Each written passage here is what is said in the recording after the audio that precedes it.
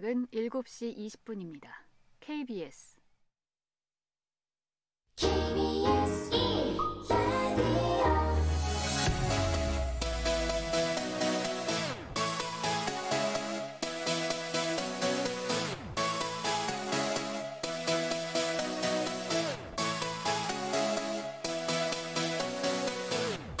KBS 열린 토론.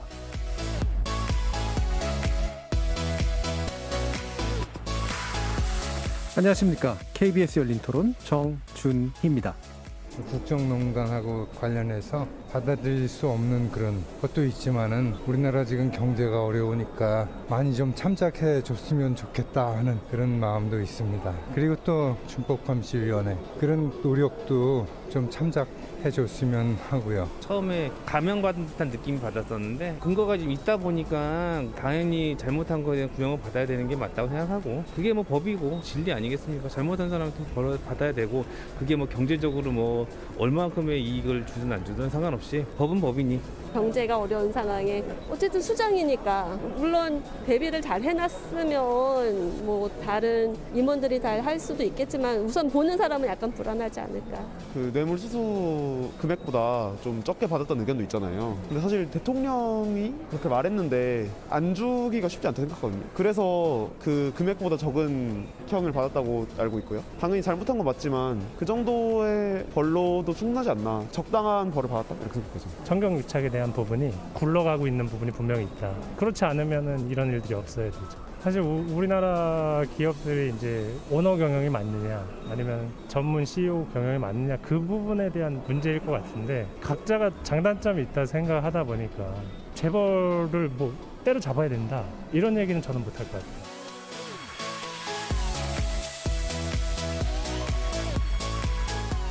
거리에서 만나본 시민들의 목소리 어떻게 들으셨습니까? 오늘 토론 주제는 이재용 부회장 파기환송심을 계기로 돌아본 재벌개혁 과제입니다.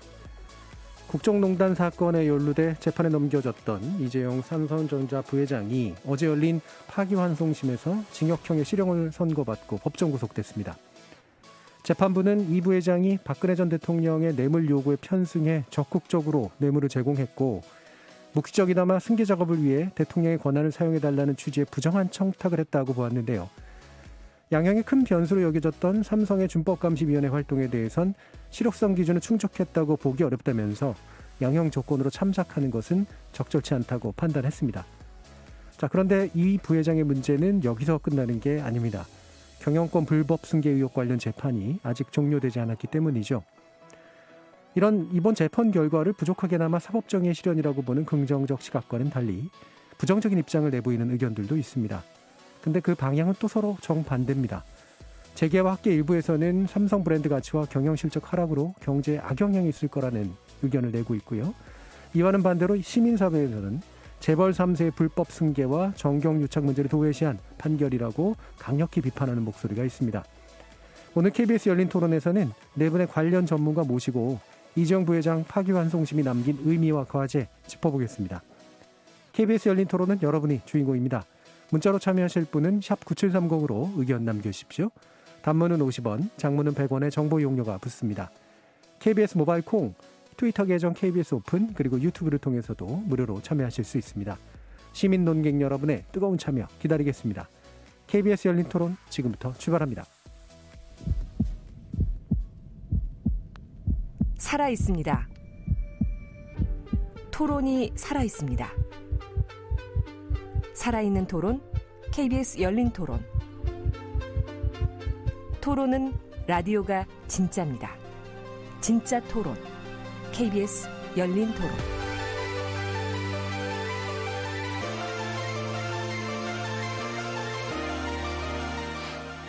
오늘 함께해 주실 네 분의 전문가 소개하겠습니다. 먼저 경제민주주의 21 대표시죠. 김경률 회계사 나오셨습니다. 예, 반갑습니다. 우리 김태기 단국대 경제학과 교수 자리하셨습니다. 네, 안녕하세요. 이창민 한양대 경영학부 교수 함께하셨습니다. 네, 안녕하세요. 그리고 최양호 현대경제연구원 고문 나오셨습니다. 네, 반갑습니다. 최양호입니다. 자, 오늘 이제 네 분의 관련 전문가라고 했습니다만 법률 전문가는 아니십니다. 예. 그리고 물론 이제 법률을 잘 아시걸 거라고 생각을 합니다만 주로는 이제 경제 경영, 기업 지배 구조, 기업에 관련된 여러 가지 내용들에 대해서 이제 전문적인 측면들을 가지고 계신 분들이고요. 그래서 아마도 오늘 논의는 이 사법부 판결에 대해서 막 되게 법리적인 해석을 하는 측면보다는 좀 더 상식적이면서도 그 경제에 깊숙이 좀 이렇게 그 시각을 가지고 계신 분들께서 이번에 사회적 의미를 좀 판별해 주시는 그런 내용들이 되지 않을까 싶은데요. 그래서 이번 판결에 대해서 이것이 어떤 의미로 한국 사회에 받아들여지는 것이 옳을까라는 의견 먼저 간단하게 듣고 쟁점 토론 들어가도록 하겠습니다. 먼저 김경률 회계사님. 네. 그럼 먼저 뭐 토론 과정에서 여러 가지 이제 한계라든가 이런 것은 충분히 이야기될 것 같고요. 예. 먼저 제가 바라봤을 때 긍정적 진일보한 의미라고 한다라면 과거 이제 재벌과 범죄에 대해서 이른바 3호 법칙이라고 해서 네네. 징역 3년, 집행유예 5년이라고 하는 일반적인 관행, 인신을 구속하지 않는 그런 관행이 이제 뭐 뿌리 깊게 있었는데 그런 관행이 타파된 불법 행위에 대해서 재벌의 불법 행위에 대해서 인신이 구속될 수 있고 단죄될 수 있다는 그런 이제 메시지를 남긴 그런 것만은 분명히 긍정적인 의미다 이렇게 생각합니다. 예. 적어도 우리 사회에서 관행처럼 잡혔던 그 집행유예 위주의 판결이라고 하는 네. 것에 대해서는 선을 긋는 좀 전환이 좀 있었다라는 점을 지적해 주셨네요. 그럼 김태기 교수님은 어떻게 보십니까? 예. 이번 재판은 사실은 이게 정치 재판이었다. 네. 사건 자체도 정치 사건이고 그 내용을 보게 되면 발단부터요. 이번에 판결 자체가 삼성의 그 준법 심의회 이런 걸 만들어라고 이제 판사가 하고, 그러니까 사실은 막 앞으로 이걸 계기로 해가지고 이번 판결에 이런 내용이 있어요. 이걸 계기로 해가지고 뭐 거듭나고 이렇게 이야기돼 있는데요. 사실은 그건 판사 영역이 아니죠. 그리고 두 번째는 사실은 그 위원회를 만들었을 때 정상 참작한다고 다 예상을 했던 거예요. 네. 근데 이제 대법원에서 이제 파기환송되고 박근혜 전 대통령 판결 나오면서 이게 싹 바뀌면서 이건 또 여론 재판이었다. 그러니까 사실은 이런 식으로 가버리게 되면요. 어떻게 보면 지금 우리 스스로 얼굴에 침 뱉는다. 외국 쪽에서는 이게 진짜 이해를 할 수가 없는 지금 이런 판결이지 않았나. 네. 아쉬움이 드는 거죠. 그 외국은 어느 외국을 말씀하시는 건가요? 뭐 이미 지금 뭐 오늘도 이게 지금 한국에 있는 그 상공회의소 미국 상공회의소죠. 예. 도저히 이해 못한다는 거죠. 그러니까 사실은 이제 이 법이 어떻게 보면 그 범죄라고 하는 것에 대해서 엄격하게 이제 들여다봐야 되는데 사실은 그게 어떻게 본다라면 좀 상당한 부분들이 좀 비약이 있다든지 뭐 이런 부분들이 있는 거거든요. 예. 그러니까 구체적인 쿼테이션을 제가 좀 요구를 했는데 이게 상공회의에서 그런 반응이 나왔나요? 예. 그러니까 주한 미 상공회의소에서 그 얘기를 한 거예요. 예. 도대체 이해할 수가 없다 이게. 도대체 다른 나라에서 볼 수 없는 이런 지금 판결이라는 이야기가 나왔죠. 예. 네. 정반대 지금 평가를 해주셨습니다. 네. 이 완전한 정치 재판이고 여론 재판이었다라는 의견 주셨고요. 이창민 교수님. 예, 저는 그 지금 김경률 회계사님이 말씀하신 사무법칙이 깨진 거고요. 거기가 플러스에서 전 되게 중요하다고 보는 거는 이거는 대표적인 경제 권력인 삼성이잖아요. 예.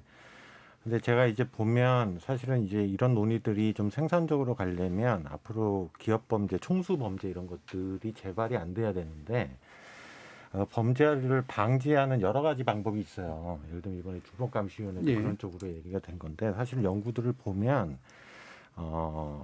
실질적으로 주변에 있는 예를 들면 주변에 있는 기업들이 엄단을 받는 것들을 보면 그런 것들이 퍼지는 효과가 상당히 있어요. 범죄 예방에. 그러니까 한국 사회에서 삼성이 이번에 처벌을 받았으니까 향후에 상당히 이정표를 찍으신 거다라고 보고요. 또 하나는 지금 이제 논의가 될 텐데 저는 이번 판결에서 기존의 사무법칙 때 이제 재판부에서 주로 썼던 예를 들면 경제 논리. 네, 그다음에 경제가 위험해지니까 봐줘야 된다. 그다음에 또 하나로 주로 썼던 게 이제 총수들이 사익을 추구하지 않았다 이런 논리들을 많이 썼거든요. 근데 이제 그런 것들을 전혀 사용하지 않았어요. 그런 것들도 굉장히 중요한 포인트라고 보고 있습니다. 예. 뭐 김경률 회계사님 말씀해 주신 어떤 재판의 어떤 집행유예 위주의 판결을 바꾼 것도 중요하고 대신 또 경제 논리를 들어가지고 이제 판결의 내용에 어떤 개입이 일어났던 그런 부분도 좀 뛰어넘은 건 아닌가라는 시각이 있으신 거네요. 최영원 고문님. 네, 저는 이제 새로운 출발선을 제공했다고 봅니다. 뭐 어쨌든 간에 이런 지금 거듭되는 이런 판결들이 사실 국정농단에 관련된 사법적 심판의 마지막을 지금 뭐 마무리를 하는 부분이거든요. 예. 그렇기 때문에 이 부분이 앞으로 어떻게 나가는 것일까, 뭐 기업이든 또 정권이든 나가야 되는 새로운 출발선에 서야 되는데 아직도 지금 시원스럽게 제 자신에게 답을 못 주는 게 과연 이러면 누구에게 이득이 될 것인가. 진짜로 주주에게 좋은 것인지 우리가 공정한 사회를 만드는 것이 좋은 건지 뭐 거기에 지금 답을 내리기가 굉장히 어려운 부분이 있고요. 개인적으로는 그다음에 좀 미진한 부분이라 그러면 판결이 이제 상식에 입각해서 국민을 충분히 납득시켜야 되는데 아까 모두의 국민 여러분들이 말씀을 해주셨잖아요. 그분들이 지금 이 판결에 대해서도 이게 맞는 거야. 이런 의견들이 분분해 있는 부분들 이런 것들도 우리가 감안을 좀 해봐야 되지 않겠느냐 이렇게 보여집니다. 예, 그러니까 국민적 상식과 보편성에 맞는 판결이었는지 의심된다라는 그런 생각이 좀 있으셨네요. 자, 그러면 쟁점으로 좀 들어가서요. 이게 이제 물론 법적 판단의 영역이긴 합니다만 핵심이 되는 것은 이제 그 박근혜 전 대통령의 어떤 강요에 의해서 뇌물을 상납하도록 했다라고 하는 부분인데. 이 뇌물이 이제 나름대로의 적극성을 띈 것이냐 아니면 말 그대로 강요에 의한 것만이었느냐라는 부분에 대한 판단이었고 일단은 적극성은 인정했으나 이제 양형 쪽에 있어서는 이제 그 부분을 쭉 내려서 이제 판단을 한 그런 상태잖아요. 자, 이것에 대해서도 이제 핵심적인 논의를 좀 해야 될 것 같아요. 어떻게 판단하시나요, 김기태 회계사님? 그렇습니다. 이제 사실 이 재판 과정에서 1심, 2심, 대법 그리고 파기환송심이 있었는데 네. 지금 유독 2심에서만은 적극적인 뇌물이 아닌 소극적 뇌물이라고 판단했고 그 부분에 대해서도 이제 대법원에서는 파기한 바 있습니다. 그리고 이번 진행자분께서 말씀하신 것처럼 이번 파기환송심 재판부도 적극적인 뇌물 맞다 이와 같은 판단을 하였고요. 그리고 이제 이 사건이 이것뿐만 아니라 삼성바이오로직스 회계를 중심으로 한 제일모직 삼성물산 합병과도 연관되어져 있는데요. 여러 이제 판결문 등에서 그리고 검찰의 공소장에서 이와 같은 이재용 부회장의 뇌물은 분명한 이슈가 있다, 현안이 있다. 어떤 현안이냐면 승계라는 현안을 가지고 적극적인 뇌물을 부여했다라고 했거든요. 따라서 이 부분에 대해서는 이제까지 많은 재판부들이 모두 다 받아들였고 그래서 이 부분에서만큼은 어떤 뭐 논란의 여지는 없지 않나 이렇게 생각됩니다. 그러면 이 부분은 아까 보면 여론재판이나 정치재판이라고 판단하셨던 부분이 좀 반대 의견을 가지신 것 같은데 이거는 이재용 부회장의 잘못이 아니라 박근혜 전 대통령의 잘못이다 이런 말씀이신가요? 좀 그래서 생각합니다. 기본적으로 이 문제는 이제 어떻게 보면 박근혜 대통령이 사실 이재용 그 당시 부회장이죠. 뭐 이렇게 이야기를 하게 되면 안 따를 수가 없는 게 뭐 지금까지 관행이 그래왔어요. 사실은 뭐 정치가 기업인들 볼 때 불러가지고 야단치고 말이지 눈에 안 보이게 불이익 주고 이런 일들이 비일비재하지 않았습니까? 그러니까 그 맥락에서 보게 되면 사실은 이재용 지금 부회장인가요? 부회장은 사실은 자본의 희생양이에요. 이게. 그러니까 문제는 박근혜 전 대통령 경우는 사실 이제 탄핵까지 갈 정도로 여러 가지 문제를 일으키지 않았습니까? 그러니까 거기에 대해 가지고 또 국민들이 많이 분노를 하고 있고. 근데 사실 그거를 이제 뇌물로 연결하려고 한다면 뭐 있어야 되는데. 그러니까 이재용 부회장을 반드시 뇌물로 집어넣어야 되는 거예요. 그러니까 사실은 이 고등법원에서 소극적 뇌물로 봤던 건 좀 맞다 생각하겠습니다. 어쨌든 간에 뭐 이재용 부장이 막 하려고 한 게 아니고 끌려가 가지고 이렇게 한 거니까. 근데 이제 대법원에서 파기환송하면서 야, 그거 적극적 뇌물이야. 그건 사실은 제가 보다 대법원 경우가 이해를 안 가는 거죠. 이거 껴맞추기다. 왜? 아까 우리 제 기사님 말씀하신 대로 지금 삼성 바이오 문제, 경정 선거 문제 있죠. 그다음에 박근혜 전 대통령의 이제 대법원 판결이 있죠. 이게 다 맞추려고 한다라면 이걸 다시 파기환송해 가지고 소극적 뇌물로 적극적 뇌물로 바꾸고 그다음에 뭐 이 삼성에 대해서 준법위원회 이거 소용없는 일이니 이 사람 반드시 실형 살려라고 하는 메시지랑 똑같다는 겁니다. 그래서 제가 아까 말씀드린 게 이 재판 자체가 결국은 원래 이 고법에서 생각했던 거랑 방향이 바뀌었다. 이 고법은 제가 볼 때는 약간 이상하게 아니 무슨 판사가 뭐 막 훈계하면서 삼성에 말이야 준법하세요 뭐 이런 이야기를 하고 근데 그래놓고 나중에 바로 쑥 뺀 거예요. 그러니까 본인들이 삼성의 준법위원회 만들어라 했으면 거기에 대해서 그 문제에 충실해야 되는데 이거 뭐 말이야 그 실효성도 없고 말이지. 이거 뭐하러 만들었어요? 그러니까 예를 들어 이런 류의 문제가 사실 여기에 지금 깔려 있다. 예. 이런 그러니까 지적을 비판의 이제 그 비판적인 것들을 바라보시는 그 고법이나 대법에 대한 판단들이 약간 이렇게 좀 섞여 있어서 제가 약간 그냥 단순하게 빼면 아까 정치 재판이라고 보신 부분이 왜 그랬을까 이제 판단을 했는데 보니까 이제 박근혜 전 대통령을 엮어 넣기 위한 그렇습니다. 예. 그러니까 이재용 부회장이 어쨌든 뇌물을 중개돼야 되니까 그렇습니다. 그래야지 이 문제가 해결된다라고 보고 결국은 끼워 맞춘 거다. 아마 이래서 이제 정치적 그런데 배타 그렇게 판단하신 것 봅니다. 같아요. 어떻게 아니, 고모님은 근데 여의도 정치권의 문법을 좀 갖고 오면요. 예. 만약에 이제 기업이 현재 정권의 요구를 거절하잖아요. 그럼 당대 보복을 받아요. 예. 근데 거절하지 않으면 다음 정권에 가서 벌을 받게 돼 있죠. 그러니까 지금 이 부분은 투 트랙으로 가야 된다고 생각합니다. 정경유착이 한 곳에서 일어나는 게 아니고 항상 출발이 정권과 같이 시작을 하거든요. 그리고 정권의 힘이 강하면 강할수록 정경유착들이 훨씬 더 많이 나타난 예들도 우리가 알지 않습니까? 그래서 네. 1952년 중석불 사건부터 해서 사카린으로 해서 이래재단, 뭐 이용호, 저축은행 비리 이런 것들을 쭉 보면은 기업의 생사여탈권을 정부가 갖고 있는 부분들을 어떻게 하든지 활용을 하고 또 기업은 그것에 또 맞장구를 친 거거든요. 그래서 저는 이번 사건은 어쨌든 간에 핵심은 불법적인 그런 어떤 이 정경유착의 요구가 기업으로 오더라도 그것에 응한 것은 불법이라는 것을 명확히 한 점에 대해서는 굉장히 잘된 판단이라고 네. 보여집니다. 네, 그 부분은 이제 두 분이 또 약간 견해가 다르신데 그러면 그 지금 뇌물의 성격에 관련된 판단에 있어서도 다르신가요? 아니면 똑같으신가요? 그러니까 지금 제가 이제 말하고자 하는 거는 꼭 기업만이 지금 이런 비난의 대상이 되어서는 안 된다. 진짜 개혁의 대상이 정권, 정부 관료 다 통틀어서 가는 지금 출발선에 서 있다고 봅니다. 예, 어쨌거나 앞장서서 어떤 뭐 사업을 영위하고 그걸로 해서 혜택을 얻는 부분들이 분명히 기업이 앞장서서 하는 부분들은 있었습니다만 그 혜택을 공유한 것도 정권이고 또 정부 관료일 수가 있는 거고 앞에 몇 가지 예를 들어서 말씀드렸던 그런 정경유착의 예를 봤을 때는 개혁의 대상은 꼭 재벌만이 아니다. 예. 정권과 정부 관료들도 분명한 어떤 개혁의 대상이 되어야 된다는 생각을 갖고 있습니다. 예. 뭐 그 부분 뒷부분에서 좀 개혁 논의하면서 좀 더 얘기를 해보고요. 자, 이창민 교수님. 뭐 지금 이제 이거를 정치적인 문제를 보시는데요. 예. 저는 두 가지 측면을 좀 말씀을 드리고 싶어요. 하나는 여태까지 4번의 판결이 있었는데 그 중에 3번이 사실은 이제 적극적 뇌물이라고 판단을 한 거고요. 그렇죠. 근데 이제 그런 것들을 무슨 예단만 가지고 하는 건 아니고 다 예. 정황적 증거를 뭐 물론 저도 법 전문가는 아니지만 예. 그다음에 두 번째는 저는 상황적 인식도 있는 것 같아요. 왜냐하면 이게 삼성 문제인데 과연 그러면 삼성이 지금 약자냐 예. 한국 사회에서 이런 게 사실은 일반적인 인식하고 맞느냐 이런 문제도 굉장히 중요하다고 보거든요. 정치 권력과의 관계에 있어서도. 예, 그렇죠. 그러니까 뭐 예를 들면 삼성공화국이란 얘기까지 나오는 상황인데요. 뭐 이런 거에서 제가 보기엔 일반적인 감정하고도 맞지 않는다고 보고요.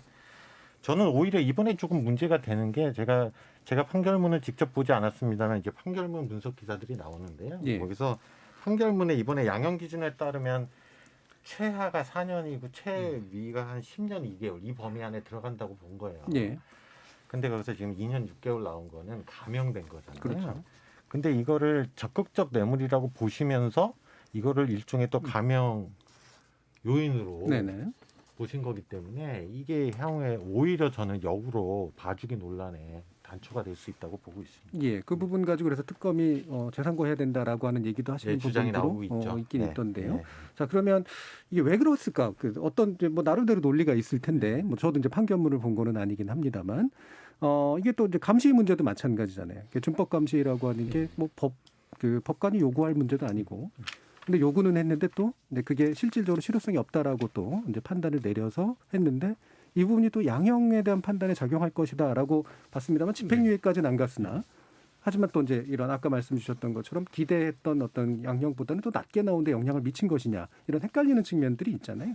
이 부분에 대해서 김경일 변호사님 좀 짚어주시죠. 그 애초에 이제 첫 번째 공판에서 예. 정준영 재판부에서 준법감시위원회를 설치해라. 예. 그리고 이제 어떤 말씀을 했냐면 양형에는 반영하지 않겠다. 이와 같은 말씀을 했음에도 불구하고 그 다음 재판에서 또 말씀을 바꿨어요. 준법감시위원회를 설치하고 이것을 양형에 반영하겠다. 그래서 이제 뭐 사실 이해관계자들이 저희 시민단체를 중심으로 해서 발칵 뒤집혔는데요. 이 말씀은 좀 짚고 넘어가야 될 것 같습니다. 당시 이제 정준영 판사가 준법감시위원회를 이야기하면서 미국의 양형 기준을 원용하였다 이런 말씀을 했는데 저희들이 이제 미국의 연방 양형 기준을 본 결과 이것은 지금 이재용 부회장 사건에 대해서는 전혀 적용할 여지가 없고 오히려 적용한다 하더라도 가중 요소가 되는 그런 것들이더라고요. 그랬을 때 이제 저희들은 좀 터무니없다. 그러함에도 불구하고 이제 계속 유지를 했었는데 몇 가지만 이제 그 부분을 언급할 필요는 있을 것 같은데요. 먼저 미국 연방 양형 기준 8장 원칙 1에 따르면 양형 기준은 조직에 대해서만 개인이 아닌 모든 것, 개인에겐 적용하지 않는다. 회사가 아니라는 거죠. 네. 조직에 대해서 적용해야 한다. 그리고 또 하나가 이제 취지를 뭐라고 이제 설명을 하였냐면 자연인은 처벌하되 선량한 법인에 대해서는 경감하는 요소를 찾아보자. 이런 것들이었고. 그리고 또 하나 이제 구체적인 조문으로 들어가면은 고의 임원이 범죄 가담 혹은 범죄를 용인한 경우에는 가중 요소이다.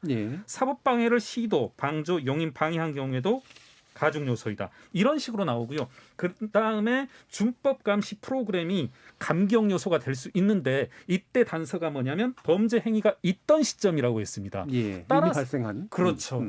그렇게 본다라면 애초에 이런 같은 준법 감시위원회가 감경 요소로 적용할 여지는 없었음에도 불구하고 정준영 판사가 그와 같은 것을 이야기하고 여러 가지 좀 문제점이 많았습니다. 그 진행 과정에서도. 그럼에도 이제 줄기차게 뭐 코로나로 인해서 재판을 연기하라는 권고에도 불구하고 계속 재판을 강행한 이후에는 저희 이제 시민단체에서는 이거 정말 이상한데 그 집행유예를 내리기 위한 일종의 꼼수이지 않은가 의심을 많이 했었는데 그나마 이제 최종적으로는 본인 스스로도 그 본인의 의뢰에 의해서 만든 전문 심리위원 보고서가 여러 가지 측면에서 부적절하다라는 그런 내용의 보고서였거든요. 따라서 이제 뭐 약간의 추측을 가미한다라면 형을 경감하기 위한 집행유예를 내리기 위한 요소로 이것을 끌어들이는 데는 너무나 명백한 한계가 있었다. 이렇게 이런 판단하에서 이와 같은 이제 실형을 내리지 않았나 추측됩니다. 그 관련된 이제 위원회에서 이제 별 부족했다라는 보신 분, 그다음에 괜찮았다고 보신 분, 그다음에 약간 중간 정도에 계셨던 분 이런 게 좀 있었죠. 저희들은 이제 뭐 견해를 보신다면. 그렇기 때문에 준법감시의 설치를 권고는 하긴 했으나 이게 적극적으로 그러니까 재판 과정에서 활용하기에는 좀 어려웠다라고 판사가 판단했을 것이다. 이렇게 보시는 거잖아요. 근데 아쉬운 점은요. 이제 재판부가 이제 이거를 양형 기준으로 안 갖고 온다고 하면서 한 얘기가 뭐냐면 컨트롤 타워에 대한 준법 감시 방안이 없었다. 그다음에 전체 계열사에 대한 감시 체제가 확립되지 않았다. 이거야말로 준법 감시 위원회의 향후 과제거든요. 근데 그러니까 숙제를 다음 달에 낼 숙제를 지금 안 해왔다고 이것을 갖다 놓은 뭐 요번 감형의 그런 어떤 기준이 안 된다고 얘기한 부분들 이런 부분들은 조금 굉장히 뭐 의아하고요. 사실 삼성이라는 글로벌 기업의 어떤 의사 결정 과정에 준법감시 제도가 접목되려면 시간이 좀 걸리는 부분들이 있거든요. 그래서 이 부분은 뭐 이거 지금 김 대표님이 굉장히 좋은 얘기들 많이 해주셨지만 이것이 잘 돌아가도록 재판부가 형량에 관계없이 이것이 어떤 식으로 가야 되는지를 조금 더 얘기를 해줬어야 된다고 저는 생각을 합니다. 그래서 향후에 이게 지속 가능성이 있는 부분들로 만들어가는 부분들이 분명히 빠졌다. 물론 지금 삼성이 바로 이 위원회를 이제 없애지는 않을 거 아니겠습니까? 그렇다면은 요번에 이 부분은 굉장히 아쉬운 부분으로 저는 남을 것 같습니다. 이게 어떤 시각으로 보건 간에 이 재판부가 헷갈리게 만든 건 만든 것 같아요. 그러니까 삼성 쪽 입장이건 또는 이재용 부회장 입장이건 또는 이걸 비판적으로 바라보는 입장이건 간에요. 김대기 교수님. 이번 이 재판을 보면서 이런 생각이 들더라고요. 이게 진짜 이게 판사의 어떤 그 전문성이라는 게 참 일천하구나. 어떻게 보면 이 판사가 사실은 뭐 당신은 유죄야 무죄야 뭐 이런데 우리는 충실할 거로 봤는데요. 갑자기 무슨 뭐 준법 감시 해가지고 당신 말이야 경영 똑바로 해 법을 다 해. 그게 사실은 판사 영역 아니거든요. 회복적 사법이라는 또 표현을 썼었죠. 근데 사실 이제 그런 부분들 경우가 어떻게 보면 우리나라의 가장 나쁜 점 중에 하나입니다. 예. 그러니까 사실은 사법부는 법원은 법원의 일에 충실해야지. 이게 뭐 예를 들어 가지고 기업 경영에 대해서, 정부 정책에 대해서, 그러니까 법을 해석해 보니까 여기 법을 어겼어요. 이렇게 하면 좋을 것 같았어요. 그러니까 예. 사실은 법을 가지고 이 뭐 죄가 있냐 없냐 따지는 것도 쉬운 일이 아니거든요. 네네. 더군다나 이렇게 복잡한 사안이 돼 가지고, 그러니까 어떻게 보면 판사도 사람인데 결국은 이 문제는 흔들릴 수밖에 없는 거고요. 예.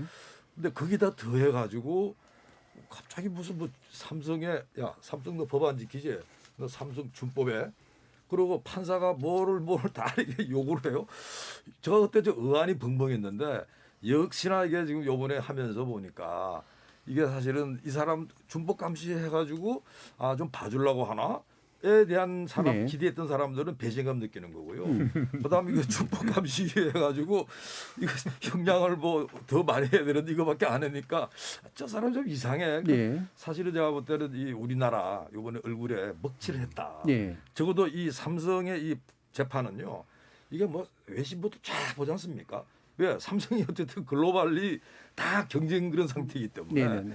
그래서 사실은 참 이게 웃음거리가 됐구나 하는 예. 생각입니다. 아까 이제 김경률 회계사님 말씀 주신 거 들어보면 이제 참조했다라는 미국 사례도 보면 이미 준법감시위원회 같은 제도가 설치돼 있어야 네. 되고 네. 그게 작동했으면 잘못한 어떤 개인을 감경하는 게 아니라 네. 그걸 방지하려고 노력했던 법인에 대해서는 이제 어느 정도 그렇습니다. 참조해주는 이제 감경 이런 요소가 될 이제 수 있다는 측면인데 이게 좀 이상하게 이제 예. 만들어졌다는 말씀이신 거잖아요. 그리고 또 하나 이제 언급하고 싶은 게 약간의 예. 오해가 있으신 부분인 것 같은데 삼성에는 그간 법적 준비 감시 기구가 있었습니다. 법적으로 그 설립이 강제된 법이 별로 요구하는 예, 준법감시위원회가 만들게 돼 있어요. 예, 있습니다. 예. 우리나라에. 그런데 이제 어떤 조문이 있냐면 이제 여러 가지 지침들을 보면 위법 사항이 발견될 경우에는 그 기구가 유효적이지 않다라는 것을 입증한다라는 것이 있거든요. 네. 따라서 기존에 있던 준법감시 기구들이 이 재판에서 정준영 판사가 원하는 그런 효과를 발휘하고 있다는 것은 이제 않다는 건 명백하니까 네, 새로운 옥상옥의 기구를 요청한 거죠. 예, 작동하지 않 기존 제도들이 작동하지 않았기 그렇죠. 때문에 예, 또 예. 비슷한 걸 만들어라. 그렇죠. 이건 이제 사실은 저희들이 여러 경로를 통해서 공식 이제 공문을 보내서도 예. 삼성준법감시위원회가 어떤 조직이냐, 법인이냐, 개인이냐, 사업자로 있느냐 이런 것까지 저희가 물어봤는데 답변이 전혀 안 이루어졌고 네네. 이번에 이제 이른바 심의위원 보고서로 이제 파악을 해보면 임의단체이다. 어떠한 강제력도 없는. 예. 그리고 이 기구가 어떻게 유지되냐면 삼성의 의뢰에 의해서 삼성물산이다 삼성전자와의 계약에 의해서 유지되는 기구거든요. 예. 아무런 그 준법감시위원회는 자신들 존립에 있어서 주장도 할 수 없는. 예. 우리가 삼성전자가 내일이라도 우리 이제 너희랑 그만할래 하면은 여기가 존립을 주장할 수 있는 아무 근거도 없는 그런 예. 조직입니다. 예. 네. 이상 얘기했습니다. 예.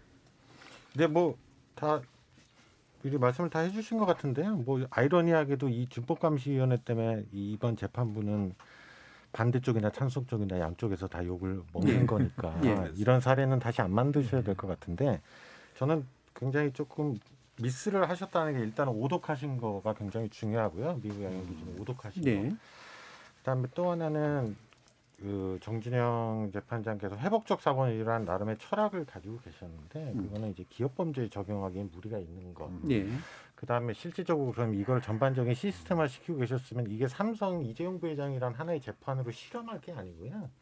뭐 예를 들면 양형 기준을 바꾼다든가 뭐 이런 식으로 시스템적으로 접근을 하셨어야 하는 문제인데 뭐 저는 근데 이번에 집행유예가 안 나온 게 다행이라고 생각하니까 예. 그래도 합리적 비판을 받아들여줘서 그런 부분은 좀 잘하신 것 같아요. 예. 네. 그럼 일부 마무리하기 전에 또 이 부분을 한번 좀 짚고 가죠. 이후에 과제 논의를 좀 해야 되니까요.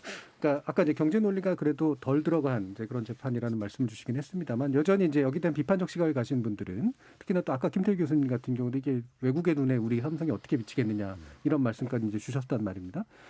그리고 이것만 있는 게 아니라 이제 이 불법 승계 재판도 남아 있잖아요. 그러면 이 부분이 지속적으로 삼성이라는 물론 아무리 우리가 이재용 부회장과 삼성 분리해서 바라봐야 되긴 하지만 결국에는 그 기업에 안 좋은 영향을 미치고 그다음에 그것이 우리 경제에도 안 좋은 영향을 미칠 것이다. 이런 시각 계속해서 갖고 계신 건가요? 교수님? 예. 네. 말씀해 주시죠. 이렇게 생각해요. 이번에 굉장히 좀 혼란스러운 게 예. 우리 문재인 대통령께서 금년 초에도 그렇고 작년도에도 그렇고 이제 우리 시스템 반도체 강국 만들겠다고 이렇게 이야기를 했어요. 그러니까 사실 꼭 해야 됩니다. 정말 중요한 일이고 지금 현재 우리 경제를 이끌고 가야 되는 축이 반도체인데 그게 현재 메모리 반도체가 아직 한계가 온 거거든요. 예. 그래서 당연히 필요한 문제인데 그럼 당연히 지금 시스템 반도체 할 수 있는 게 삼성밖에 없거든요. 그럼 삼성에 대해 가지고 대통령께서 이건 정말 우리 국책 과제고요. 이건 반드시 가야 된다 그러면 사실은 제가 볼 때 대법원이나 사법부에서 전체적으로 그런 컨센서스가 있어야 된다 생각해요. 왜? 이게 사실은 이 나라의 어떤 앞으로 가야 될 길이라 보기 때문에 예. 그래서 그 점에 있어 가지고도 저는 야 이게 좀 뭔가 이게 서로 박자가 안 맞네 이거. 그것도 뭔가 하더라도 한번 나라가 한번 도약을 하려 그러면 이렇게 이야기해야죠. 자, 이 죄는 굉장히 우리는 이 문제를 삼을 수밖에 없지만 그런 앞으로 갈 일이 있기 때문에 여기에 대해 가지고 뭘 한다고 뭐 이런 식의 예를 들어 가지고 제가 볼 때는 좀 입장을 어떻게 보면 이번 사법부에서 좀 취했으면 어땠을까. 이게 예. 대법원에서 파기환송했을 때부터 저는 이상하게 생각했거든요. 예. 만약 이렇게 가버리게 되면 사실은 제가 볼 때는 삼성 경우가 이게 언제부터죠? 2017년부터가 지금까지 했으면 4년간입니다. 예. 4년하고 5년 차 들어가는 거잖아요. 요거 끝나면 그다음에 뭐냐 삼성 바이오에 저거 경영 성격 문제 있잖아요. 그것도 최소한 3, 4년 간다고요. 그럼 10년인데 제가 볼 때는 지금 당장에 반도체 팔겠죠. 삼성 돌아가겠죠. 그러나 세상이 이렇게 빨리 바뀌고 뭐 TSMC인지 뭐 대만의 회사가 날리고 그다음에 무슨 테슬라가 어떻고 이런 완전히 바뀌는 이런 세상에 어떻게 보면 이 기회비용이라는 거 지금 당장에 뭐 수출에 한두 푼 문제가 아니에요. 어떻게 보면 우리가 때를 놓칠 것 같다. 그래서 어떻게 보면 삼성의 잃어버린 10년이라고 하는 게 우리 경제를 끌고 가는 삼성이 이게 주춤해서 큰 대형 의사결정. 그러니까 예를 들어 신사안압에 뛰어들고 예, 거기까지 아주 듣겠습니다. 대대적인 투자를 하기 예. 어렵지 않을까 생각이 예. 듭니다. 그럼 지금 방금 김태희 교수님 말씀 주신 부분을 두 가지로 그러면 쟁점으로 다시 만들어서 의견을 여쭈면 하나는 이게 이제 계속해서 나와서는 사법 리스크라고 불리우는 것이 삼성에게 부담을 주느냐 아니면 이재용 부회장이 담당해야 될 부담이냐 그리고 그게 경제적인 것과 연관이 되느냐라는 판단이 필요할 것 같고요. 그다음에 혹여 거기서 이제 나쁜 판단이 난다고 하더라도 이게 사법부가 관여할 수 있는 영역냐의 문제도 있는 것 같아요. 그러니까 사법부라고 하는 데가 사실은 또 법으로 이제 판단을 하는 건데 그렇죠. 경제적인 나쁜 영향이 있지만 법으로 그러면 그래서 그걸 막 방지하기 위해서 어떤 걸 해야 된다라는 식의 요구를 할 수 있는가에 대해서 견해가 좀 갈릴 수도 있을 것 같거든요. 이 부분 이창용 교수님 말씀 들어볼게요. 저는 일단 재벌총수 이런 사익 편취나 경영권 승계 이런 거에 대해서는 엄단을 하는 게 경제 질서나 경제 성장, 예. 뭐 기업 가치 이런 측면에서 도움이 된다고 보고요. 저는 이제 그런 것들이 그리고 이런 것들이 자꾸 이게 우리나라는 논의가 좀 꼬여 있는 게요. 예. 이런 것들 때문에 자꾸 뭐 예를 들면 재벌총수가 범죄를 저지르면 봐줘야 된다는 논리가 되잖아요. 근데 사실 이런 논리는 굉장히 희귀한 논리고요. 사실은 예를 들면 저희도 지금 막 해가지고 뭐 투자가 안 된다 그러는데 미국 같은 경우는 CEO들이 이런 소위 말하는 법적 리스크에 휘말리면 뭐 예를 들면 뭐 미국 금감원 데이터 가지고 분석을 해보면 한 93%가 CEO에서 잘리거나 예. 자발적으로 나가요. 그러니까 굉장히 엄격한 규율이 작동을 하고 예. 그게 이제 시장이 효율적으로 돌아가는 문제이기 때문에 저는 엄격한 판단이 경제에 굉장히 중요하고 그다음에 저희 주가도 디스카운트돼 있는 요소를 기업 지배구조 후진화 이런 것들 많이 얘기하잖아요. 예. 이런 것도 있고요. 그다음에 아까 짚어준 게 사법부가 이 경제 논리를 일종의 양형 요인으로 고려를 하는 게 맞느냐 이거는 저는 맞지 않다고 봅니다. 왜냐하면 네. 기본적으로 우리나라 양형 요인에 들어가 있지도 않고요.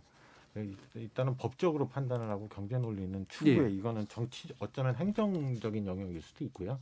그래서 포함은 안 된다고 생각해요. 예. 네. 오히려 이제 그 문제를 그러니까 사법 리스크를 일으킨 개인이 책임진 문제고 그다음에 그 부분을 넘단하는 것이 경제 논리와 무관하게 엄단하는 것이 장기적으로 경제에 도움이 된다라는 판단이세요. 네. 최영호 교수. 네, 지금 이제 구심점 공백에 대해서 많이 이제 예. 뭐 우려가 있습니다만 하여튼 2017년보다는 더 심각할 것 같습니다. 그러나 뭐 그때도 아시겠지만 뭐 영어의 몸이 된 이후에 9개월 동안 주가는 52% 올랐어요. 그래서 전문 경영 체제나 이제 계열사별 독립 경영 체제가 전혀 작동 안 한다는 것은 말이 안 되고요. 예. 삼성이 뭐 분명히 운영이 잘 될 겁니다. 그러나 조금 늦어지죠. 그다음에 2014년도 보면 방산그룹 같은 거를 방산 부분을 하나에다 팔았잖아요. 예. 롯데한테 화학을 팔았잖아요. 그런 큰 결정은 내릴 수가 없는 전략적 판단 상황이 같은 거. 분명히 오긴 옵니다만은 그래서 지금 뭐 경제적 논리가 빠져야 되는 것에선 분명히 저도 동의를 하는데 그렇다면 이제 불법 경영권 승계 의혹도 수년간 갈 부분을 예. 그렇다면은 이 부분을 얼만큼 짧게 해주느냐. 차라리 신속하게 판단해라. 빨리 끝내주는 것이 훨씬 더 뭐 기업에 또 뭐 이 잘 운영해서 국가에 보온할 수 있는 부분들을 만들어 주는 거지. 이게 또 길어지면 안 된다고 생각해요. 그래서 진짜로 잣대를 딱 만들어서 그 잣대에 맞냐 안 맞냐 신속한 재판을 해줘야 되는데 요번 같은 거는 사실 이렇게 끌고 온 게 묵시적 청탁이 있었느냐 없었느냐죠. 네. 그러니까 그거 갖고 뭐 말이 들어가느냐 아니냐 뇌물이 50억이 늘어나고 줄어들고 했지 않습니까? 그러한 과정만 굉장히 사법부에서 진짜 걱정을 하고 삼성이 우리나라의 대표 기업으로서 우리나라 경쟁력을 높이는 데 한다 그러면 벌 받을 걸 받는데 빠른 시일에 해서 이런 리스크들을 빠른 시일에 소진시키는 것이 가장 현명한 길이라고 생각합니다. 리스크가 끌어지는 게 훨씬 더 중요한 문제이기 때문에 그걸 줄여주는 게 필요하다. 이렇게 단축시켜주는 게. 김경림 교사님. 뭐 간단히 말씀드리면 이제 많은 분들이 동의해 주셨는데 이 사건은 이재용 부회장의 개인 범죄입니다. 기업 범죄가 아니고 개인이 회사로부터 횡령을 한 후 뇌물을 공유한 그와 같은 이제 개인 범죄이고요. 하나 이와 같은 사실 몇 가지 좀 지적하고 싶습니다. 이재용 부회장 같은 경우에 이번에 집행유예가 나왔다 하더라도 경영 일선에 복귀 내지는 참여할 수 없는 것이 지금 특경가법 제14조에 의할 경우 법정형이 확정되어서 만료된 이후 5년까지 경영 일선에 복귀할 수 없거든요. 그래서 일부 언론에서 집행유예가 나와야 되는 이유를 여러 가지로 설명하는데 그건 원천적으로 봉쇄되었다. 이미 특가법 판단이 네, 그렇습니다. 무죄가 나오지 않는 이상. 근데 이제 무죄는 불가능했던 것이 대법에서 이미 판단을 내려버렸으니까요. 또 하나 언급하고 싶은 건 이재용 부회장 지금 현재 삼성그룹의 어느 회사도 등기 이사가 아닙니다. 이 부분은 좀 지적하고 싶어요. 과거 이제 우리나라가 미등기 이사로 등기하지 않은 채로 경영 일선에 여러 가지 참여를 함으로써 파생되는 문제들이 있었고 그에 대해서 이제 많은 뭐 언론이라든가 그리고 이제 사회적으로 합의를 봤던 것이 등기 이사로 참여해서 책임을 져라 법적 책임을 져라는 건데 지금 현재 이재용 부회장은 아무런 회사에서 이사가 아닙니다. 등기 이사가 아닙니다. 딱 하나 삼성전자에서 미등기 이사로 있고요. 그렇게 본다라면 이재용 부회장 이 현실적으로 경영에 참여할 일도 없을 뿐더러 또 하나 삼성과 같은 세계적인 기업이 글로벌 기업이 한 명 경영진에 의해서 뭐랄까 미래의 투자 결정 그리고 경영 실적 같은 것이 좌우될 만한 그런 기업은 아니다. 삼성은 우리가 생각하는 것보다 훨씬 뛰어난 기업이고 좋은 기업이다. 저 역시 그렇게 생각합니다. 알겠습니다. 자, 지금 재판 판결에 관련된 사회적 함의 내지 우려하시는 부분들 좀 짚어봤고요. 또 이게 방지책들이 훨씬 더 또 중요하긴 하니까 한번 원인 나중에 좀 짚어보면서 방지책들 어떻게 구체적으로 마련할 것인가의 부분 2부에서 논의해 보도록 하겠습니다. 자, 지금까지 청취자들이 여러 가지 의견 보내주셔서요. 한번 들어보고 가겠습니다. 정의진 문자 캐스터. 네, 지금까지 청취자 여러분이 보내주신 문자들 소개합니다. K79808073님. 일반인한테는 너무나 가혹한 법이 재벌가 2세, 3세한테는 아량을 베풀고 있네요. 이재용은 삼성에도 손해를 끼쳤고 국민에게도 피해를 줬습니다. 불법을 저질러 처벌을 받는데 더군다나 중죄인데도 가벼운 처벌을 받았음에도 경제를 핑계로 처벌을 하지 말라고 하는 건 말이 안 되는 얘기라고 봅니다. 인투더 매직님. 죄 지었으면 당연히 벌 받아야죠. 이재용 아닌 사람이 회사 돈 80억 횡령했으면 형량이 2년 6개월에 그쳤을까요? 7606님. 경제가 어려운 지금의 현실을 고려해 대통령께서 이재용 부회장 사면을 해주셨으면 좋겠습니다. K77251529님. 이재용과 삼성은 한 몸이 아닙니다. 이재용이 없어도 삼성은 세계적 기업입니다. 삼성 앞날 걱정할 필요 없습니다. 피카부님. 권력이 재벌한테 넘어간 시대. 재벌개혁이 더욱 중요한 이유입니다. 2775님. 삼성은 우리의 자부심이기도 합니다. 이재용 부사장이 뭘 잘못했나요? 현 정부는 잘못한 게 전혀 없나요? 다음 정권에서 낱낱이 조사해봅시다. 9946님.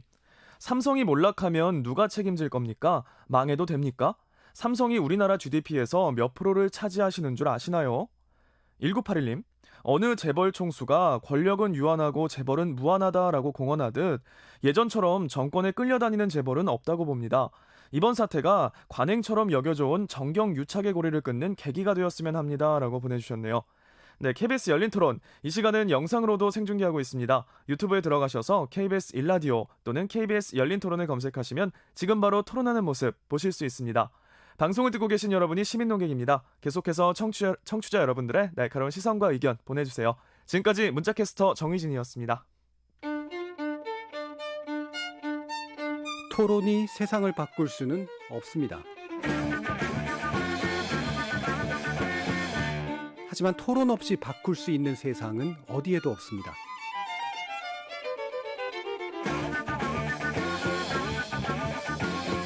세상의 선한 변화를 갈망하는 당신.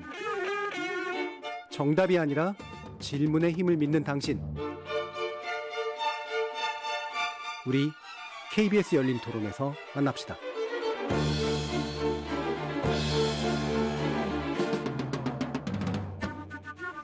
KBS 열린 토론, 오늘은 이재용 부회장 파기환송심을 계기로 돌아본 재벌개혁과제라는 주제를 놓고 최영호 현대경제연구원 고문, 이창민 한양대 경영학부 교수, 김태기 단국대 경제학과 교수, 김경률 회계사, 이렇게 네 분과 함께하고 있습니다. 자, 원인과 이제 대안, 문제를 좀 짚어봐야 되는데요. 아까 최영호 고문님 말씀 주신 거 가운데 결국은 이제 정권에게도 우리는 책임을 물어야 된다. 이게 이제 박근혜 정권에게 이제 묻고 있는 상태고요. 현 정권도 아까 이제 왜 어떤 분이 다음 정권 가서 파보면 정경유착 안 나오겠느냐, 뭐 이런 식의 얘기까지 해주셨는데, 아까 또 이창민 교수님 같은 경우에는 우리나라 재벌이 이제는 상당히 강해졌기 때문에 정권에 그렇게 쉽게 끌려다니는 존재가 아니다라는 또 그런 얘기도 주셨습니다. 자, 이 부분의 어떤 권력 구도랄까요?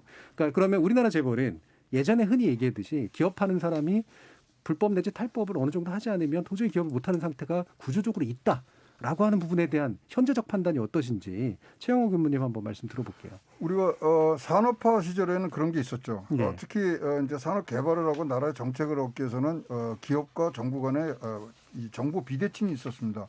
그렇기 때문에 이제 또 정부는 뭐였냐면은 또 굉장히 한정된 자원과 이 자본을 갖고 있었기 때문에 이걸 나눠주면서 급속도로 지금 빠르게 성장을 해야 되는 그런 상황을 우리가 겪었고, 그걸로 인해서 지금 많은 정경유착이 이제 시작이 된 부분들이 있는데, 그 고리를 언제 끊었어야 되느냐. 예. 그것이 지금까지도 내려오는 부분에 대해서 지금 이렇게 우리가 논의를 하고 사회 정의를 위해서 지금 얘기를 하고 있는 부분들이 있습니다.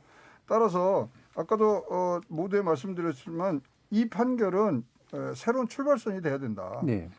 그렇다면 이 정경유착이라는 부분들이 항상 기업에서 먼저 시작했느냐, 정부에서 시작했느냐, 최고 권력에서 시작됐느냐, 이런 부분들이 굉장히 많거든요. 그래서 지금 우리 사실 뭐 대기업이라든가 이런 부분들이 모든 기업 범죄에 지금 뭐 표상이 돼 있는 듯이 얘기를 하는데 축이 두 개다. 예. 이 사실 손바닥도 마주쳐야지 소리가 나듯이 이 부분은 정권, 정부 관료, 대기업이 같은 선상에 놓고 개혁의 대상이 돼야 되는 부분들을 분명히 우리가 이 시민들의 어떤 큰 뜻을 모아서 진행돼야 될 부분이라고 생각을 합니다. 예, 김경률 교수님 어떠세요? 예. 조금 이제 가벼운 얘기 하나만 해보면 저는 이제 과거 박근혜 정권 하에서 여러 이제 언론사들의 탐사 전문 기자들을 만나서 이런저런 이제 일종의 뒷담화 같은 걸 많이 했었는데 최근에 이런 말들을 하죠. 누구도 최순실을 주목하지 않았다. 단 하나 삼성만 최순실을 찾아내고 최순실에게 뇌물을 공유할 수 있었다. 이런 말들을 하는데요.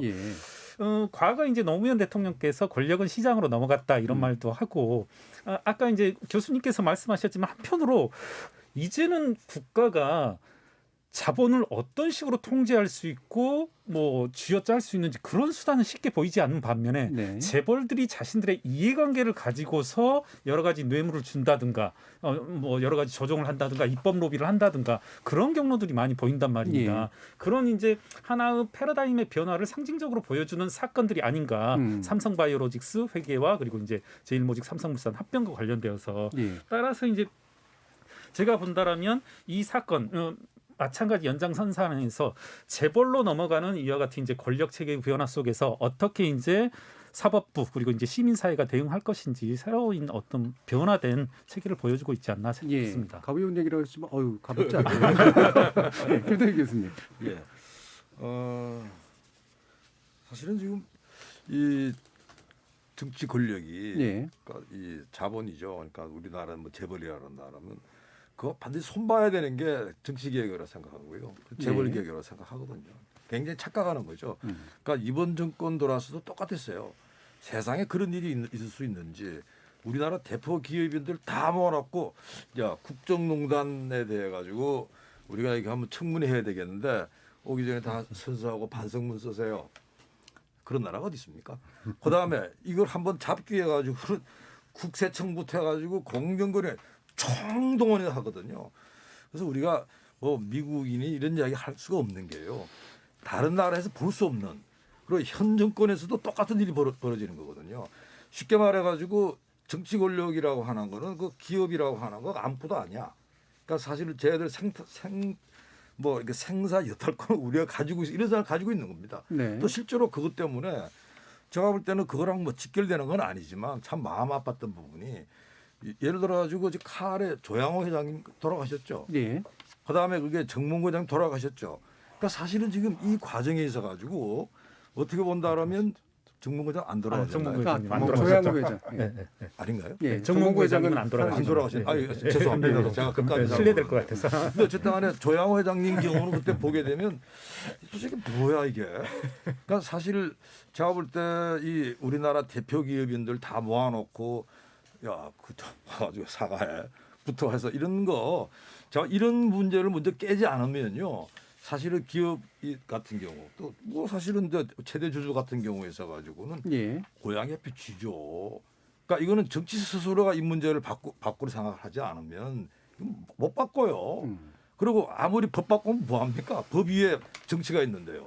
그래서 이런 문제를 바꾸는 게 가장 급하고 그다음에 이게 삼성 관련돼 가지고는 제가 굉장히 좀 이상하게 생각하는 게 야, 그럼 뭐 이건희 회장님 이건희 회장님 돌아가신 맞죠?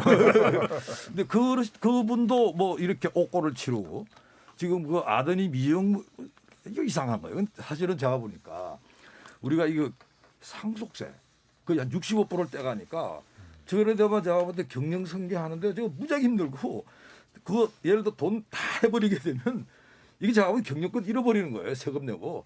그러다 보니 이게 계속 뭔가 고개를 하고 이게 어떻게 보면 마치 이게 형부소 담장이를 걷듯이 이렇게 가는데요. 한 두 개 문제로 요약할 수 있을 것 같아요. 그런 문제도 바꿔줘야 된다는 겁니다. 합리적으로 바꿔줘야지. 하나는 여전히 권력이 가지고 있는 힘은 세다라는 거고요. 또 한 가지는 예를 들면 세제 문제라든가 이런 것들이 결국엔 자꾸 탈법적 방법들을 도모하지 않을 수 없도록 만들어내는 좀 이상한 경직된 구조를 가지고 있다. 뭐 이렇게 보시는 건데요. 이창민 교수님.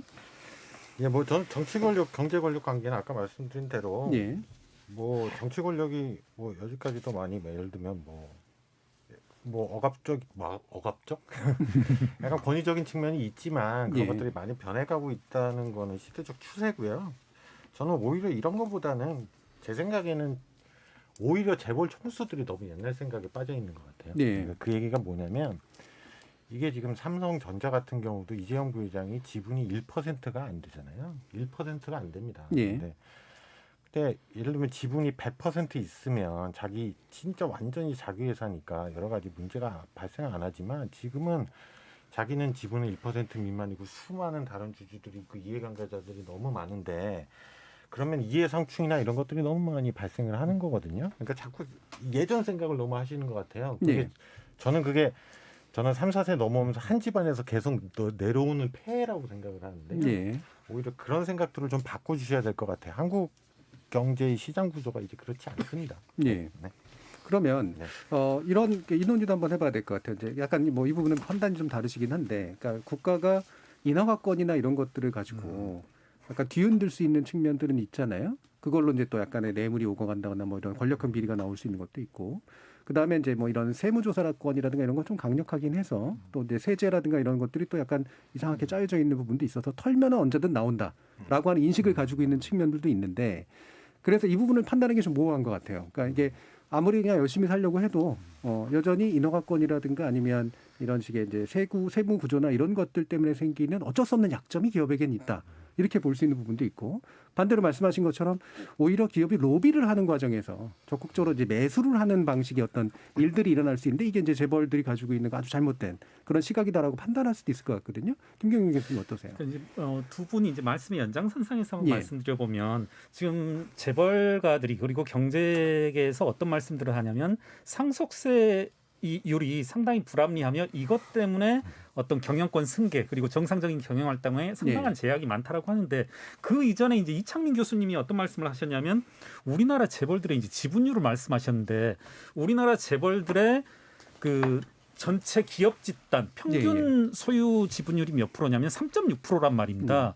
이 3.6%를 가지고서 재벌 휴하의 어떤 오너 일가의 뭐 50개 되는 삼성그룹이 56개인가 되더라고요. 2018년 현재로. 순환 출자는. 네. 3.6%를 가지고 56개를 움직이려다 보니까 여러 가지 이제 삐걱거릴 수밖에 없고 어떤 데는 8% 가지고 있다라면 어떤 데는 1% 가지고 있고 1%를 가지고 회사를 움직이려다 보니까 여러 가지 이제 제약이 따르고 하는 문제가 발생하는 겁니다. 약간 우리가 좀 청취자분들에게 쉽게 말씀드려보면 이게 문어발식 확장을 하지 않았다라면 지분율을 훨씬 높일 수 있거든요. 그리고 이제 지주회사법이라든가 이런 것도 그런 취지이고 따라서 이제 애초에 총수들의 지분을 안정적으로 문어발식 확장을 안 하고 그리고 어떤 일정 업종들에 대해서는 중소기업들에게 일종의 뭐 나눠 어떤 공생 차원에서 기업들의 어떤 진출들을 억제했다라면 이런 일은 발생하지 않거든요. 그리고 이제 말씀하신 제 경험으로 이제 회계사 현직의 경험으로 본다라면 이제 이런 말씀 드릴 수 있을 것 같아요. 김상조 정책실장께서도 사석에서든 공석에서든 여러 번 언급한 것으로 아는데 재벌들 대기업들이 중소기업들보다 훨씬 이제 투명도에 있어서는 훨씬 높거든요. 그리고 세무상의 이슈 털면 나온다. 이거는 저도 이제 대기업들의 세무조사 이후 결과들은 공개되거든요. 이제 국세청 홈페이지 가면 여러 가지 것들이 공개되는데 이게 어떤 횡령적인 요소, 배임적인 요소라기보다는 어떻게 보면 상당히 이제 논쟁적인 부분이 있고 사업 비용이냐 비사업 비용이냐 뭐 이런 것들이어가지고 상당히 투명해졌다. 그렇게 본다라면 어떤 기업과 권력과의 관계에 있어서 과거의 어떤 형태들은 탈피하고 많이 우리나라 기업들도 재벌들도 발전한 것만은 분명한 것 같습니다. 예. 말씀드리겠는데 이게 참 우리가 정치 관행이죠, 이것도. 그러니까 이 정치권이 기업에 좀 협조 좀 해주시죠. 협찬을 요구합니다. 근데 협찬인데 그게 사실은 협조 돈을 내는 사람 입장에서는 뭔가를 기대를 해요. 그게 이제 우리 묵시적 청탁이라고 해석할 수 있습니다. 근데 이번에 법원에서 그 묵시적 청탁이 야, 넌 죄야 그랬어요. 그러니까 제가 볼 때 진짜 이 경계선에 있는 문제입니다. 근데 거기에 예를 들어 가지고 아까 이제 뭐 국세청 이야기했지만요. 아니에요. 왜냐하면 그 문제를 해석하긴 나름이거든요. 이 항목에 대해 가지고 이거는 보니까 말이지 이건 잘못 썼어요. 그러니까 사실 그 해석 부분에 있어 가지고 우리가 법치주의가 확고하게 서 있었다라면 그 말이 맞습니다. 근데 이게 그 아니에요. 그러니까 국세청이 예를 들어 가지고 투입되는 게 대통령의 뜻에 따라서 투입되고 이게 안 되는 거예요. 그게 껴 맞춰가지고 답을 맞추는 겁니다. 이번 재판도 제가 볼 때는 껴 맞추기라고 보는 건데요. 바로 이러한 문제 때문에 사실은 제가 볼 때는 정치권에서 우리가 이 법치주의를 좀 더 정치하게 만들고 제도화하는 이런 작업을 하지 않는다면 제가 볼 때는 이 고향의 쥐와 같은 정치권 앞에서 그 이 재벌 총수들 이 사람들 입장에서는 무슨 수를 쓸 거예요. 그리고 사실은 제가 볼 때는 이제 우리나라 입장에서는 그러면 지금 원화 경쟁이 맞냐 안 맞냐 부분인데 저는 단언컨대 우리나라에서는 원화 경쟁이 필요하다. 왜? 우리가 사실은 수출 경제하고 전 세계랑 지금 이게 다퉈야 되기 때문에요.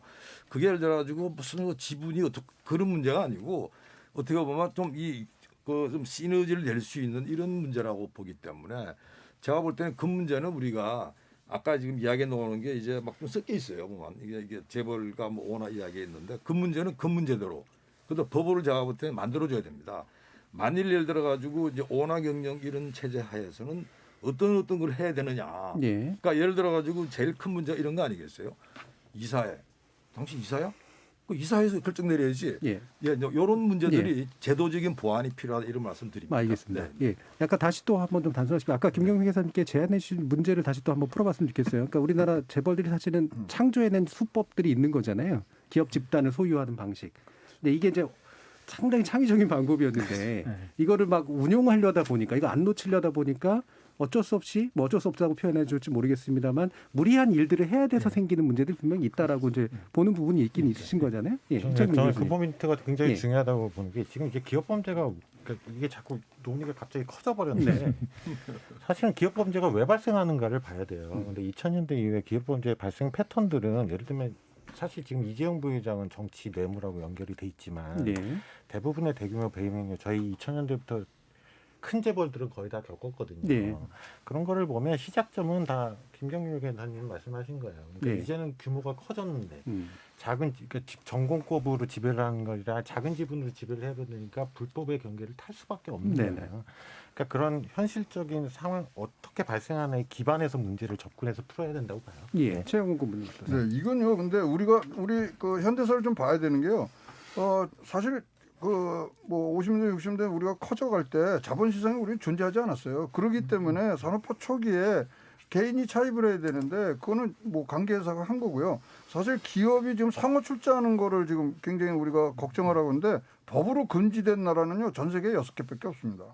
뭐 벨기에, 불란서, 독일, 뭐 스페인 뭐 등등이고요. 그렇다면은 어떤 식으로 해줬어야 되냐면 뭐 페이스북 같은 것도요. 페이스북에 저커버커가 지금 9.2% 갖고 있는데요. 의결권은 64%를 갖고 있어요.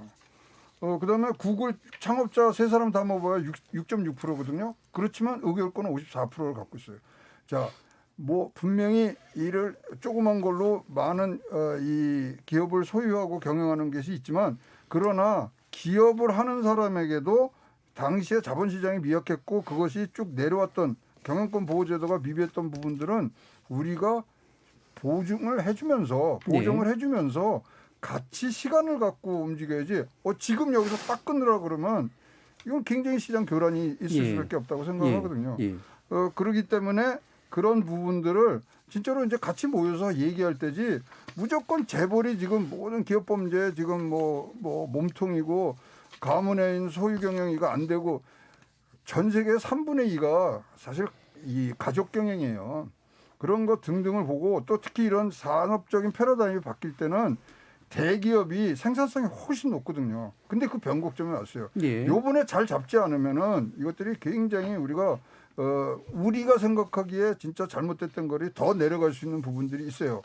자, 그럼 질문을 하나 제가 거꾸로 드릴게요. 일론 머스크. 우리나라 입장으로 보면요. 정경유착에 아주 딱 들어맞는 사람이에요. 스페이스 X로 미국에 있는 모든 우주선 갖고 가는 거 다 갖고 왔어요.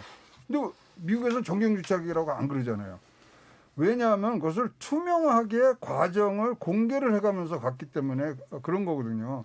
그래서 우리가 이제 선진 어떤 경영이라든가 이런 것들을 다 접목을 시키면서 장기간 시간을 갖고서 이런 상호 출자를 끊어내가는 부분들을 차근차근 해나가야지 단칼에 하려고 그러니까 너무 힘든 것 같아요. 자, 근데 그러면 이종 부회장이 예전에 이런 말을 했습니다. 그러니까 자기는 이제 그 사세 승계 안 하겠다. 그다음에 기업 경영 전문화 시켜가지고 지금처럼 이렇게 덩치 크게 끌고 가는 거는 안 하겠다라고 얘기한 게 말 그대로 팔이 비틀려서 한 말이 아니라 어쨌든 그게 중요한 전환의 어떤 방식이라고 보기 때문 아니겠습니까? 김경영 회장님. 예, 그렇습니다. 이제 그 우리 고문님께서도 말씀하셨지만 이제 많은 분들이 어떤 말씀을 하냐면 우리나라에 너무 규제가 과다하다. 해외에는 이런 사례가 없다 하는데 한편으로 이제 제가 쭉 한번 살펴보면서 해외의 뭐 유럽이라든가 미국 이런 자본주의 역사가 꽤 오래되면서 실제로 그와 같은 사례, 제가 상호 출자 사례는 일일이 보지 못했습니다만은 예를 들어 이제 하나 예를 들면 금산 분리 규제는 우리나라만 있다 이런 말씀들을 하는데 역으로 금산이 분리돼 그러니까 현업에서 실제로 금융과 산업이 이렇게 혼재되는 나라도 우리나라밖에 없어요.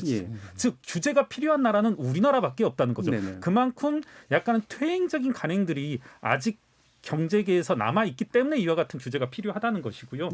말씀하신 것처럼 우리나라도 이제 GDP 면에서 상당한 이제 세계적으로 초강대국 순위에 들어섰는데 어떤 변화되어야 될 시점이 온 것은 분명하고 과거 어떤 1인 오너에 의해서 지배되는 그러한 관행들을 떨쳐버릴 때가 되지 않았나. 이와 같이 이제 떨쳐버린 데는 조금은 보다 더 혁신적으로 빠르게 그러한 이제 전환이 필요하지 않나 이렇게 생각합니다. 이창민 교수님. 예, 뭐 저는 이재용 부회장이 전반적인 재벌의 경영 구조에 대해서 화두를 던지신 거라고 봐요. 예. 이게 구체화가 되고, 그러니까 이제 저는 이제 뭐 여기서 갑자기 뭐 오너 경영하고 전문 경영인 원론적인 토론을 할 건 아니고, 네네. 이제 한국적인 상황에 맞는 거를 봐야 되는데 일단 두 가지 특성을 봐야 돼요. 한국의 재벌 구조가 굉장히 복잡하다. 지배 구조가 굉장히 복잡하고 세계적으로 유례가 없다. 그러니까 그거에 맞는 한국적인 경영 구조. 예를 들면 지배주주인 총수일과 전문 경영인들이 어떻게 역할 분담을 해야 될지가 이제는 진지하게 논의가 돼야 된다. 예. 두 번째 포인트는 지금은 한국 가족기업 얘기 많이 하시는데 지금은 3, 4세예요. 근데 가족기업의 라이프 사이클상 3, 4세가 굉장히 위험한 때입니다. 네네.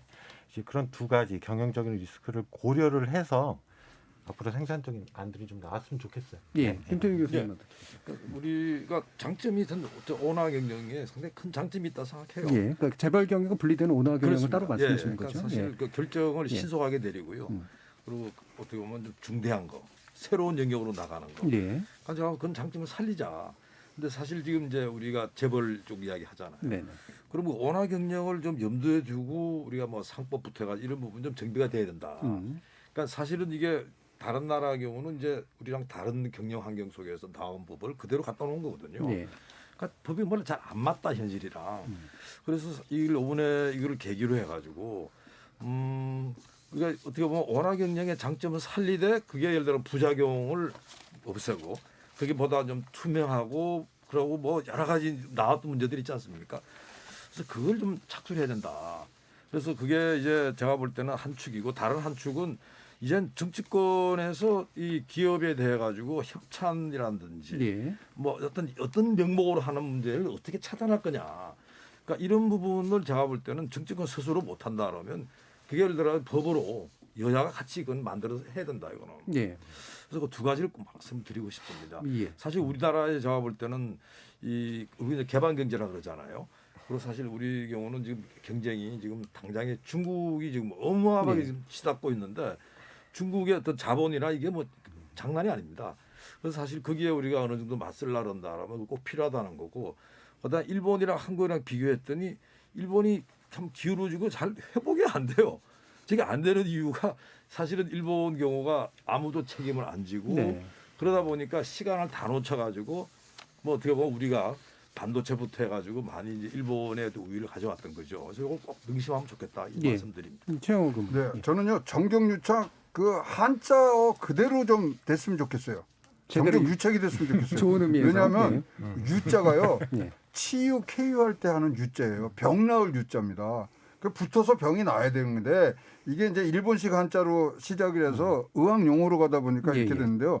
정부하고 기업이요 지금은 붙어야 돼요. 네. 그렇지만 투명하고 어떤 기준을 갖고 붙어서 이 산업적 패러다임을 넘어가주는 이 변환기에 같이 해야 되기 때문에 정경유착 한자 그대로만 좀 해주셨으면 좋겠어요. 예. 그 치유할다라는 뜻인지는 저도 처음 알았습니다. 예.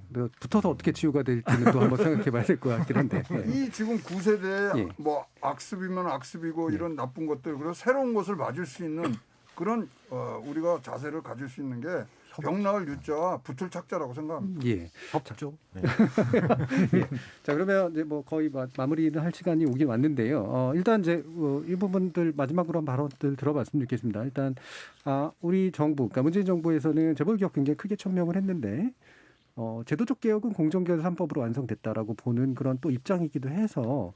만족하지 못하는 분들도 있고 또는 또 다른 의미에서 사실 그게 중요한 게 아니다라고 생각하시는 분들도 충분히 있을 수 있잖아요. 그래서 지금 또 어느 정도 제안들을 주셨지만 우리 정부나 또는 입법이나 또는 기업이나 어떤 방식의 것에 초점을 둬야 새로운 어떤 그 시대에 맞는 경제 구조를 만들 수 있을까, 기업 문화를 만들 수 있을까 이 부분에 대한 제언 말씀을 좀 듣겠습니다. 먼저 최영호 고문님 말씀부터 들어볼까요? 경제 3법 뭐 맨 처음에 만들 때 세미나 많이 갔는데요. 그때 종합적으로 보면 대주주의 의사결정 독점 권한을 그러고 인한 피해가 많다. 거기서부터 시작을 했는데요. 네. 사실 이거는 우리가 답이 있어요. 이사회라는 부분도 있고 등등을 했는데 사실 경영이라는 건 리스크를 져야 되는 부분들이 분명히 있기 때문에 그것이 잘 조화롭게 갈 수 있는 부분들만 만들어주면 되고요. 사실 전 세계에 한 번 실수로 그 기관의 존재가 없어지는 조직이 두 개가 있습니다. 군대하고 기업입니다.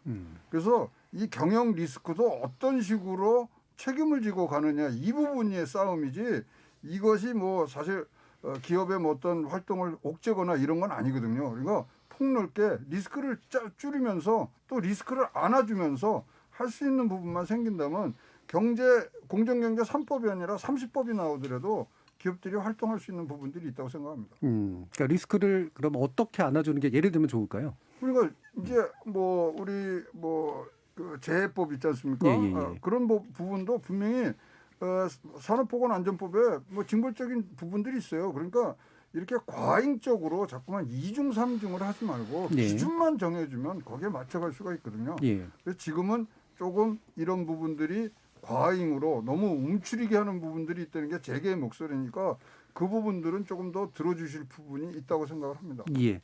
이창민 교수님. 예. 마지막 발언. 마무리 발언. 예. 뭐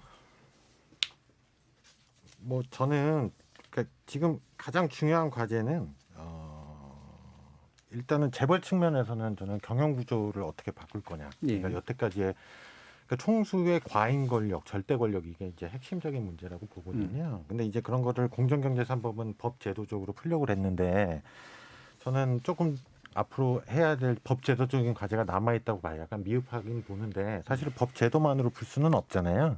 그러니까 다양한 역할이 필요해요. 요즘 뭐 ESG 경영 이런 얘기도 나오는데 사실 주주들도 열심히 하셔야 되고요. 주주들도 자기 책임이 있는 거고 저는 또 한국 사회 재벌 문제에서는 언론이 책임이 굉장히 크다고 봅니다. 그래서 언론 문제도 있는데요.